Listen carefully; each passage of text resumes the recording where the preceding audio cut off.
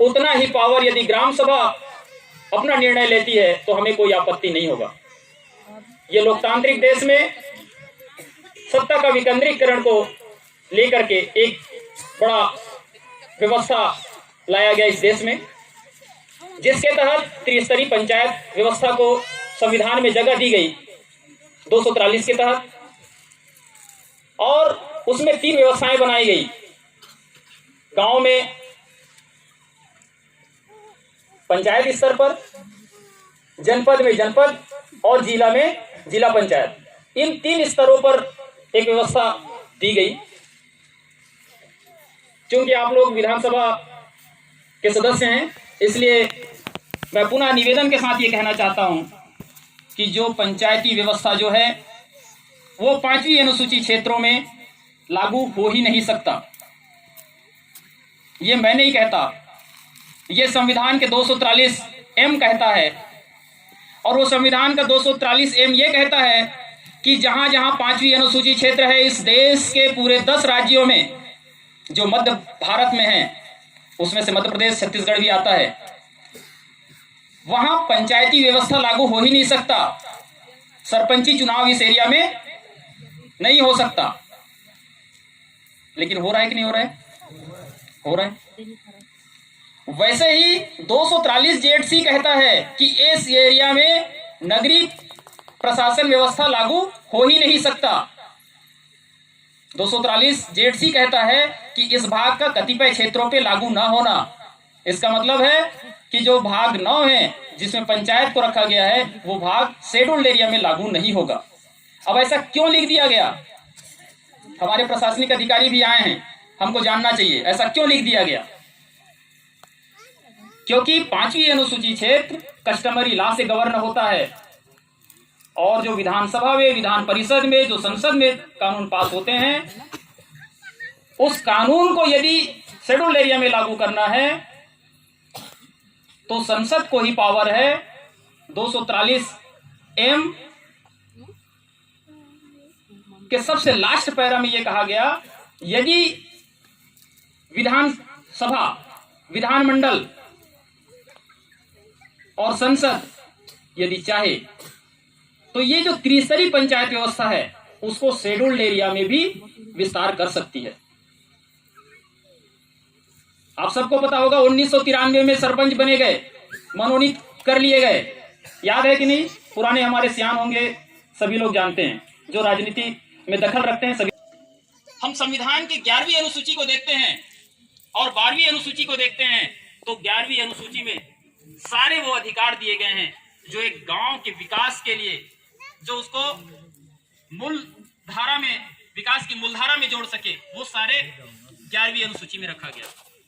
और कहा गया कि 11वीं अनुसूची को क्रियान्वयन करने के लिए पंचायत को एजेंसी बनाया गया।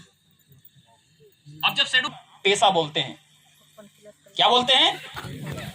पेशा कानून। और उस पेशा कानून में यह कहा गया, आप धारा 4 देखिएगा, उसकी मूल केवल 5 ही धारा है उसमें।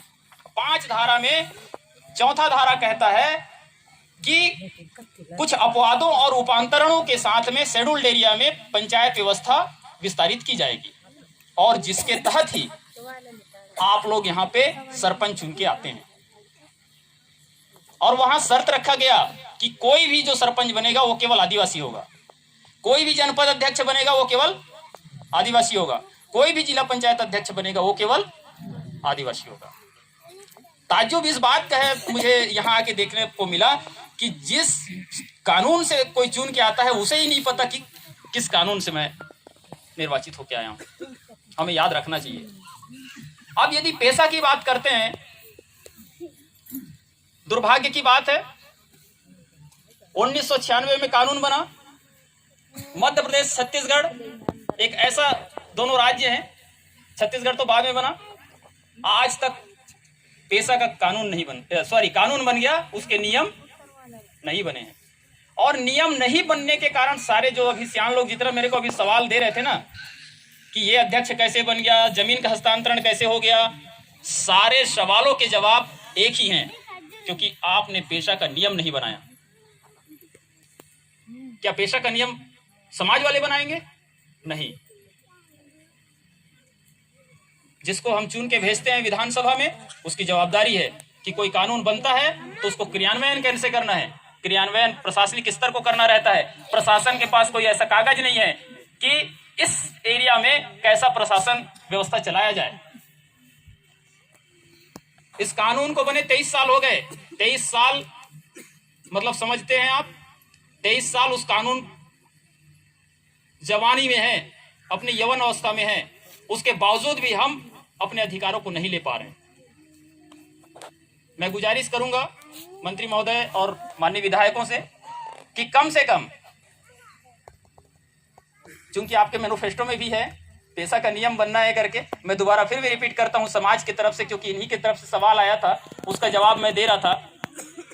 तो इस आपके कार्यकाल में, इन 5 सालों में आपकी तरफ से एक अच्छा सा पेशा का कानून के क्रियान्वयन के लिए एक नियम बने, और हम कोशिश करेंगे, क्योंकि मैंने पिछले कई वर्षों से पेशा पे काम किया, और जो मध्य भारत के जो 10 स्टेट हैं जहाँ पे पेशा लागू है, उन सारे कानूनों का अध्ययन किया, और उसमें हमने पाया कि गुजरात का जो पेशा का कानून है, जो पेशा का नियम है, वो सबसे बेकार है।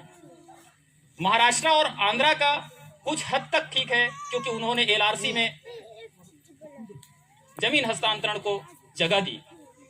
और मैं चाहता हूं कि जो अभी आप लोग कौन सा बोल रहे थे, कौन सा हरियाणा बोल रहे थे आप इधर, कान्हा नेशनल पार्क, और एक कोई जगह और बोल रहे थे, माननीय महोदय मैं आपको अवगत कराना चाहता हूं कि कई ऐसे सवालात हैं इस मंच के माध्यम से जो आपकी ओर निगाहें टकटका के रखी हैं कि विधान मंडल में कुछ ऐसा कानून पास हो कि इनका जो गैर आदिवासियों को जमीन हस्तांतरण हो रही है उस पर रोक लगे। क्योंकि यदि हम हाई कोर्ट भी जाते हैं, अभी चर्चाओं में निकल के आया, यदि हम हाई कोर्ट में भी जाते हैं तो हाई कोर्ट को केवल एक कागज दिखाना रहता है कि ये नियम है, ये कानून है। कोर्ट केवल आपके नियम कानून के हिसाब से क्रियान्वयन हुआ है कि नहीं, यही देखता है, चाहे हाई कोर्ट हो, चाहे सुप्रीम कोर्ट हो, चाहे लोअर कोर्ट हो। हम पाते हैं कि छत्तीसगढ़ मध्य प्रदेश में ऐसे एलआरसी में किसी भी तरह का जगह नहीं दिया गया है कि गैर आदिवासियों को जमीन हस्तांतरण पे रोक लगे। जो मध्य प्रदेश सरकार का जो कानून था एलआरसी का, वही अभी छत्तीसगढ़ में भी लागू है। कलेक्टर के परमिशन से 165 में हस्तांतरित हो जाती है, जिसको आप अभी बता रहे थे। मैं आपके सवालों का जवाब दूंगा, चूंकि मंत्री महोदय हैं और समय कम है, इसलिए मैं आगे बात बढ़ाता हूं। सबसे बड़ी बात 1996 में जो कहा गया पेशा के तहत कि आदिवासियों को उनके जल जंगल जमीन का पारंपरिक रूप से प्रबंधन का अधिकार है। मैं समझता हूं कि हमारे प्रशासनिक अधिकारी लोग भी बैठे हैं, हम कभी देखने का प्रयास नहीं करते कि आदिवासी क्षेत्रों में प्रशासन कैसे चलना चाहिए। हम जो सामान्य व्यवस्थाओं से ट्रेनिंग लेके आते हैं और वही व्यवस्थाओं को हम शेड्यूल एरिया में लागू करना चाहते हैं, बिल्कुल भी गलत है। विधिक रूप से गलत है, संवैधानिक रूप से गलत है। क्यों? क्योंकि आप संवैधानिक रूप से बोलेंगे तो इसीलिए 243M ने रोक लगाया था कि इधर मतलब पंचायती व्यवस्था लागू नहीं होगा। लेकिन आपने विस्तार किया है पेशा के तहत, तो उसका क्रियान्वयन कैसे होगा, उसका नियम स्पष्ट होना चाहिए। और 2 चीज हैं कि यदि इस तरफ में शेड्यूल्ड एरिया में यदि विस्तारित होगी वो कानून, तो अपवाद और उपांतरण के साथ होगी। मतलब कोई शर्त है और जो नियम बन के आते हैं उसमें रोक टोक के साथ। व्यवस्थाएं ऐसी चरमरा गई हैं आज के समय में। मैं आपको अवगत करा दूं, इधर से सवाल आया था कि आदिवासी बहनें हैं, बहू बेटी हैं, उनको दूसरे समाज वाले बहला फुसला के शादी कर लेते हैं, भगा के शादी कर लेते हैं, और उन्हीं को ही जनपद पंचायत में, जिला पंचायत में, विधायक में या सरपंच में खड़े कर लेते हैं। आदिवासियों के आरक्षण का हनन हो रहा है। क्या हम इसीलिए पेशा के नियम को इधर विस्तारित करने की अनुमति दिए? कतई नहीं। हम सबको समझना चाहिए, जिस दिन पेशा के लिए स्पष्ट नियम बनेंगे, ऐसा व्यवस्था आएगा क्या? नहीं आएगा। क्योंकि कलेक्टर है, एसडीएम है, जो नामांकन भरता है, जो अधिकारी भरता है, चाहे तहसीलदार हो, उसको बस एक चीज देखना रहता है, हाँ जाति प्रमाण पत्र। तो जाति प्रमाण पत्र तो मरती जीती तक रहता है ना, उसी को देख के ही यदि विधायक सांसद चुने गए, तब तो पेशा का मूल भावना की हत्या है।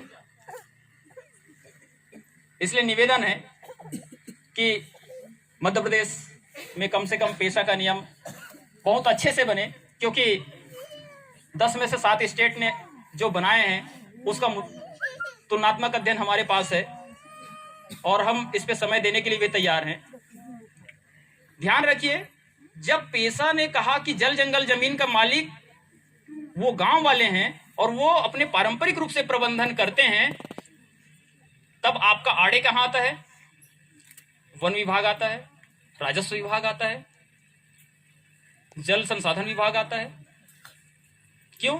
क्योंकि आपने तो कह दिया, कानून ने कहा, मध्य प्रदेश शासन की किताब, मध्य प्रदेश पंचायती राज व्यवस्था में आप देखेंगे, माननीय विधानसभा सदस्यों और मंत्री महोदय से मेरा निवेदन है, ये पंचायती राज व्यवस्था है, इसको हमने कभी खोल के नहीं देखा। मैं इसीलिए पूछा कि सरपंच आप कैसे चुन के आए, मुझे नहीं पता बोलता है। इन लोग कभी बोले ग्राम सभा कभी जाते हैं, बोले मैं ग्राम सभा कभी नहीं जाता। हर एक चीज ग्राम सभा में प्रस्ताव पारित होता है, ग्राम सभा जब तय करता है तभी कोई कानून लागू करता है। यहाँ पे प्रशासनिक अधिकारी लोग आए हैं, पूछ लीजिएगा, लेकिन इस कानून को कभी हमने खोल के नहीं देखा। इसमें धारा 7 में कहा गया है कि जल जंगल जमीन, जिसमें प्राकृतिक संसाधनों को, जिसके अंतर्गत जल जंगल जमीन भी आते हैं, पारंपरिक रूप से प्रबंधन करने का अधिकार ग्राम सभा को है। साथ ही ये सामान्य कानून के लिए है, सामान्य एरिया के लिए है। जैसे मंडला शेड्यूल एरिया है ना, ठीक, शेड्यूल एरिया, सामान्य एरिया के लिए धारा 7 आया। शायद जनपद से या कोई जनपद से भी आए हैं, इसलिए थोड़ा सा अवगत कराना चाहता हूं। ये धारा 7 जो है शेड्यूल एरिया के अलावा के लिए है सभी जगह, लेकिन जब आप इस एरिया में पदस्थ हो जाते हैं, उस एरिया में धारा 7 लागू नहीं होता। क्या लागू होगा फिर? जब ये पेशा आया, तब 1993 की पंचायत राज अधिनियम में संशोधन करते हुए 129 अध्याय 14 में 129 का से लेकर 4 तक मध्य प्रदेश शासन ने जोड़ा, और उसमें 129 गा में देखना पड़ेगा आपको, उसमें कहा गया है कि धारा 7 के अलावा इनको ये पावर और है, 7 पावर वहां और जोड़े गए हैं, जिसमें कहा गया है कि जल जंगल जमीन को सेपरेटली ग्राम सभा वाले तय करेंगे। लेकिन ऐसा तो हो नहीं रहा है। अभी हो रहा है क्या? बीट गार्ड आपके ऊपर हावी हो रहा है कि नहीं हो रहा है? पटवारी आपके ऊपर हावी। क्या इसी के लिए हमने विस्तार के लिए आगे बढ़ाए थे पेशा को? क्योंकि संविधान ने कहा इस एरिया में पंचायती व्यवस्था लागू नहीं होगी, चरमरा जाएगा वहां की व्यवस्था। क्यों? क्योंकि वहां का जो है, आपके वो डायरी में देखा हूं, उबंटू, कोई लिखे हो ना, उबंटू शब्द पढ़ के देखो, नीचे में मैं देखा हूं, बहुत अच्छा लगा मेरे को आके। उबंटू मतलब समझ रहे हैं? मैं जो बोला था, आदिवासी व्यक्तिगत जिंदगी कभी नहीं जीता, जन्म से लेकर मरते तक सामूहिकता की, सामुदायिकता की जिंदगी जीता है। जीता है कि नहीं? तभी उन लोग सोचे थे संसद में बैठे 1996 में, जिन्होंने जो लोग सांसद रहे होंगे, कि इधर लागू नहीं हो सकता, लेकिन हमने व्यवस्थाएं चरमरा दी। लेकिन ऐसा कह दिया वो कानून, लेकिन नियम नहीं बने, इसलिए हम फंस गए। लेकिन मैं माननीय मंत्री महोदय से निवेदन और एक आग्रह के साथ कहता हूं कि 1996 में जो मंशा थी कानून की और देश वालों की, वो व्यवस्था 2006 में एक प्रारूप के रूप में आया, एक खाका के रूप में आया। कौन से कानून के रूप में? वन अधिकार मान्यता कानून के रूप में।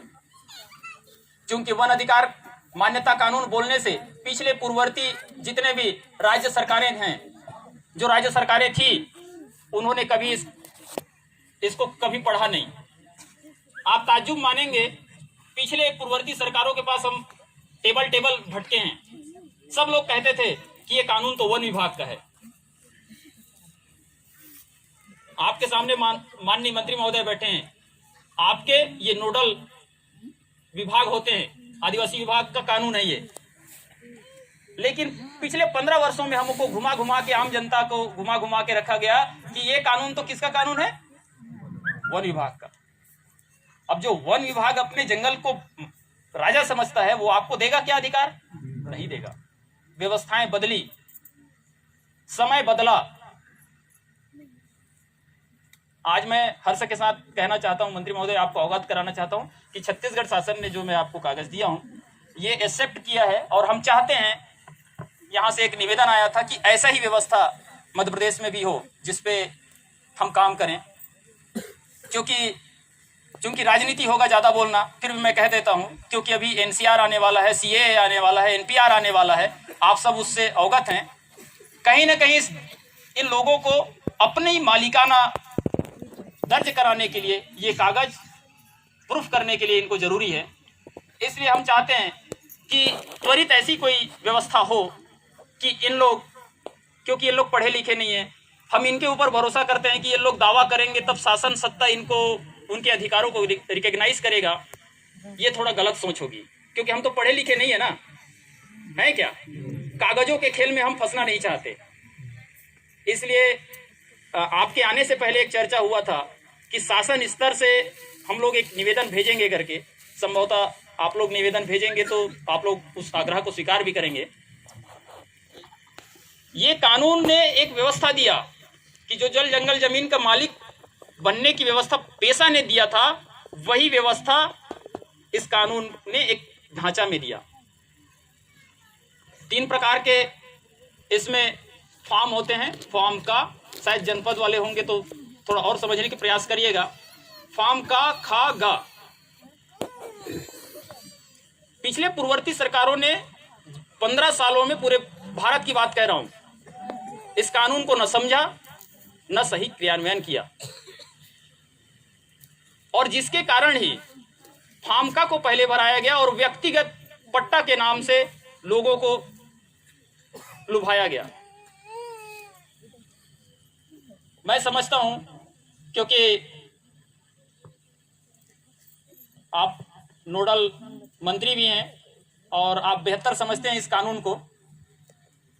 यदि फार्म गा के तहत सभी को उस समय अधिकार दे दिया गया रहता, तो सुप्रीम कोर्ट का पिछले समय का 1 साल पहले का जो जजमेंट आया था, कौन सा था? 10 से 11 लाख आदिवासियों को, जो कि अपने जंगल जमीन पे सत्यापित नहीं करा पाए, उनको उनके जमीन से बेदखल किया जाता है। ये उसका वर्ड था सुप्रीम कोर्ट का। वो नहीं होता, वो केवल और केवल पूर्ववर्ती सरकारों की नासमझ के कारण हुआ। मैं इस मन से स्पष्ट कहता हूं। लेकिन समय बदला है, आप सब संवेदनशील है इस मुद्दे पे, इसलिए आज आप के साथ में बैठे हैं मंत्री महोदय। समझ रहे हैं ना?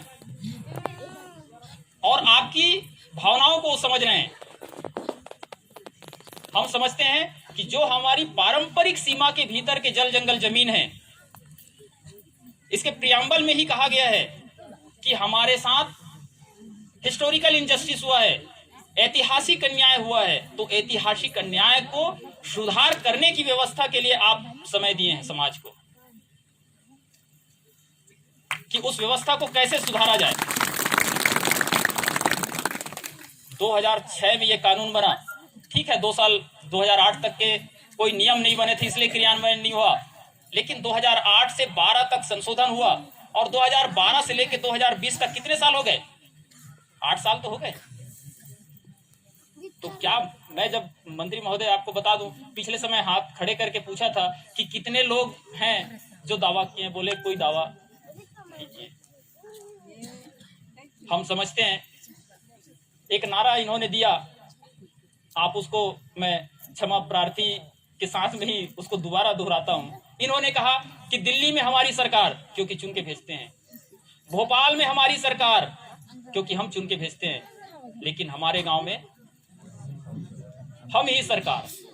इस भावना को ये कानून बोलता है, और मैं समझता हूं कि इस कानून के क्रियान्वयन में बेहतर तरीके से अभी आपके नेतृत्व में पूरे मध्य प्रदेश भर में होगा।